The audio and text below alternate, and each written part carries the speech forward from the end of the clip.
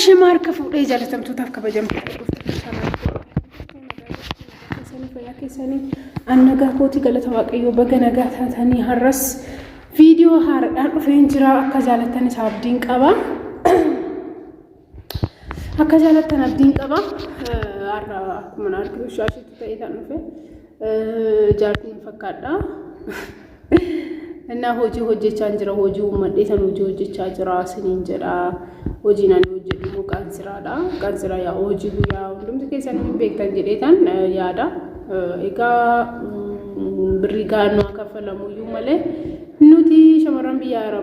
arabaa keessatti hojii ulfaataas hojii salphaas waan hundumaa hojjenna jechuudha dhugaa dubbachuudhaaf taanaan so biyya keenya keessatti hojii hodoon tuffate waanuma argine yoo hojjenne sababni nu ittiin hin jiraanne yookiin immoo sababni nu ittiin of hin jijjiirre hin jiru jechaadha. Yeroo jalqabaatiif gara chaanaalii kanaa kan dhuftan subscribe gochuudhaan maatii ta'a akkasumas immoo mallattoo bilbilaa gadduudha yeroo hundumaa viidiyoo natattamaan akkasiin bira godhuu ni dandeessu. Hojii kiyyaa yaa hin argitu jechuudha amma jechuudha isinittan argisiisa. Yeroo baay'ee viidiyoo garaagaraatiin hojjedha jechuudha kan video waa'ee jaalalaa irratti wanta garaagaraa irratti viidiyoo nan hojjedha. Baay'een keessanis gaafii adda addaa na gaafattu gara telegiraamii gara koomentii tiktookii fi yuutuubiitiin jechuudha.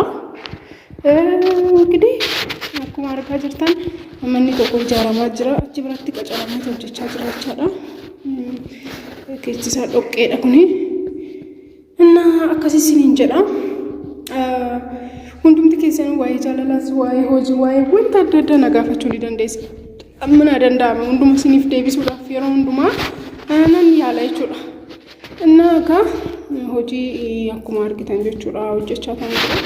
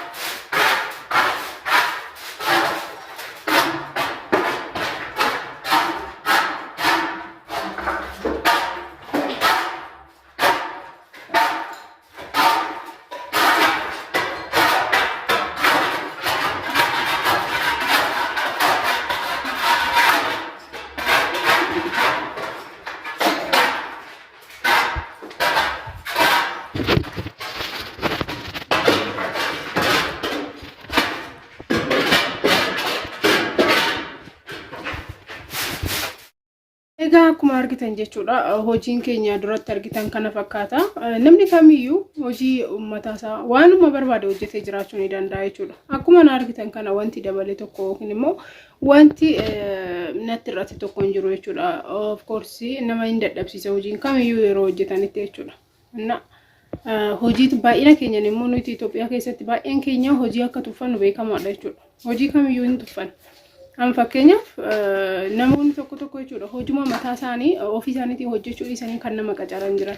okay hojii bira qabaatanii to biizii yoo taatan sirriidha nama qacaranii nama hojjechiisuun garuu immoo ofuma keessanii waan dandeessan tokko jechuudha ofii keessanii odoo gabii yookiin immoo galiin qabaatiin baasii qofa yeroo ta'u jireenya keenya wajjin inni adeemu jechuudha wanti nu godhaa jirru kanaafuu hojii kamiyyuu tuffachuu hin qabnu namni kamiyyuu hojii akkamiitu hojjetee Itoophiyaa keessa jiraachuu ni danda'a jechuudha amma fakkeenyaaf qaansiraa yookiin hojiin guyyaa oolmaan guyyaa jechuudha birri 300 yookiin immoo 250 200 gadi bu'aan baay'ee xiqqaan 200 jechuudha okay nan beeka birri 200 zayitii bituu hin danda'u garuu immoo namni akka ofii isaatti jiraata malee akka nama biraatti miti kan jiraatu akka ofii keessanitti wanna isin jiraachisuu danda'u yookiin immoo yoo bittan itti gammaddan wanta akkasiiti kan bituu qabdan wanta isiniif hin taane yookiin immoo isinitti gatiin isaa ol ka'u bituu qabdanii akkas godhuu ni dandeessanii wanti ani jedhu barbaadu gabaabumatti baay'een keessan hojii hin jiru jireenyi baay'ee ulfaataadha Itoophiyaatti hoggaan galee maalaan godha maal jettanii warri of dhiphistan jechuudha shamarran biyya arabaa jirtan namni kamiyyuu hojii kamiyyuu erga ofitti amaneeti ani hiriyaan kiyya maal naan jedha obboleewwan kiyya maal naan jedhu namni maal naan jedha hin jedhu jechuudha inna nu hundumti keenya yoo akka jechuu hin qabnu namni jireenya keenya dhufee nu jiraatu wallaanis ta'ee hiriyoonni keenya jechuudha nuti jireenya mataa keenya kan jiraannu ofitti amanamummaa confidence qabachuu qabna jechuudha hojii waan goonu hundumarratti so kana fakkaata channel kana yoo jaallatan subscribe gochuudhaan maatii ta'a akkasumas immoo mallattoo bilbilaa gaddu godha yeroo hundumaa viidiyoon atattamaan akkasiin bira ga'u godha koomentii viidiyoo kana irratti qabdannaa barreessa galatoomaa sinan jaalladha bye bye